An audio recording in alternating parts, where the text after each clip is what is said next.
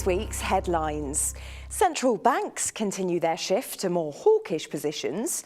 Growth and inflation data continue to remain in the macroeconomic spotlight, and the continued geopolitical tensions become increasingly discounted. Hello and welcome to this weekly Market Watch video brought to you by Avem Capital. I'm Kate Lehman. The critical focus for global financial markets and across asset classes for late September and into Q4 of 2017 remains the normalization of interest rates. And looking back to last week, the US Federal Reserve was back in the spotlight. Despite leaving interest rates unchanged, the indication was for another rise in short-term borrowing levels before the end of this year.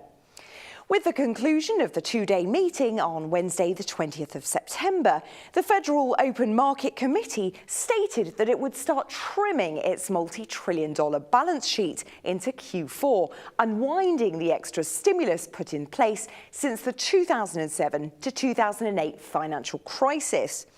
According to the dot plot chart, FOMC members are anticipating another interest rate hike before year-end, likely to be announced at the FOMC's December meeting. There could be another 3 interest rate increases likely in 2018. Despite some FOMC members previously indicating concerns about recent dips in inflation levels, the Fed's statement highlights anticipation for the inflation rate to stabilize around the committee's 2% target. With the Fed's overall outlook for the economy still positive, markets reacted to the statement as if it were more hawkish.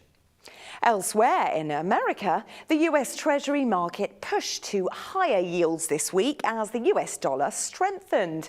Despite an initial dip for the major equity indices, the S&P 500 quickly rebounded back above the 2,500 mark, close to the all-time high. Moving our focus to Europe now, and the other major event this week for global markets was the UK Prime Minister Theresa May's Friday Brexit speech in Italy's Florence. On the whole, the speech did not have a huge impact on global markets, as it was light on detail and full of rhetoric. The speech did, however, create some short-term volatility for both the GB pound and also for the FTSE 100. The UK currency sold off, which allowed for a strengthening of the FTSE 100. Turning to politics now, and we must also recognise the upcoming elections in Germany and New Zealand this weekend. The prediction is for an easy win for Angela Merkel as Chancellor in Germany, but the polls have been glaringly wrong in recent times with respect to Brexit and, of course, the Trump victory. A coalition government is likely in New Zealand after a hung parliament, with the National Party winning the majority of the seats, but not enough to form a government. This could put negative pressures on the New Zealand dollar.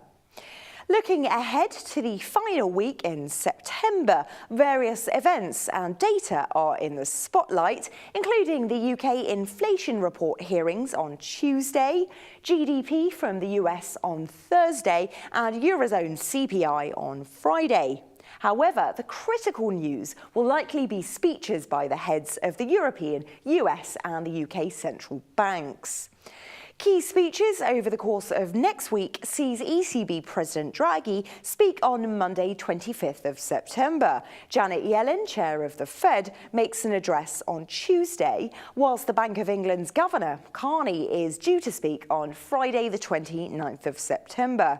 As ever, the markets will continue to watch these key figures over the upcoming week for clues on how aggressive future interest rate increases are likely to be.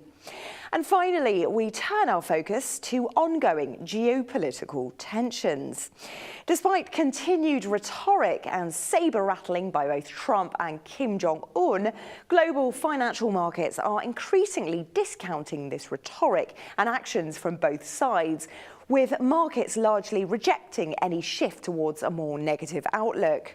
We watch with nervous anticipation as to how this rhetoric plays out between the two leaders. And that's it for this week's Market Watch. We hope to see you again same time next week. Thanks for watching. Bye for now.